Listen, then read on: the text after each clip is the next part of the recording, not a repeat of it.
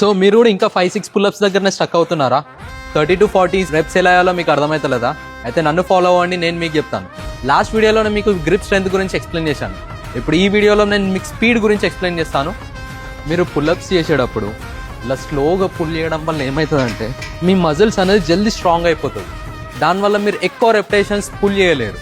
నిజంగా మీరు ఒక 30 to 40 పుల్అప్స్ గెయిన్ చేయాలంటే ఇంత స్పీడ్లో పుల్ చేస్తూనే ఉండాలి. ఈ స్పీడ్ మెయింటైన్ చేయాలి. మీ రెప్స్ని సెకండ్స్తో కౌంట్ చేయడానికి ట్రై చేయండి. 10 సెకండ్స్లో 10 పుల్అప్స్ పుల్ చేయడానికి ట్రై చేయండి. అంటే అంత ఫాస్ట్గా ట్రైన్ చేయాలి. అందరూ ఏం చేస్తారంటే 1 సెట్లో మ్యాక్స్ అవుట్ చేయడానికి ట్రై చేస్తారు. ఆ మ్యాక్స్ అవుట్లో మీరు ఎంత అని చేస్తారు? 1 మినిట్లో 20 రెప్స్ చేస్తారు. అదే 1 మినిట్లో 20 రెప్స్ చేసే బదులు 30 సెకండ్స్లో కంప్లీట్ చేయండి. అప్పుడు ఏమవుతుందంటే మీరు ఆ హ్యాంగ్లో ఉన్నప్పుడు హోల్డ్ చేసే స్ట్రెంత్ కన్నా 20 సెకండ్స్లో కంప్లీట్ చేస్తే ఇంకా మీరు ఎక్కువ రెప్స్ పుల్ చేయగలుగుతారు కదా.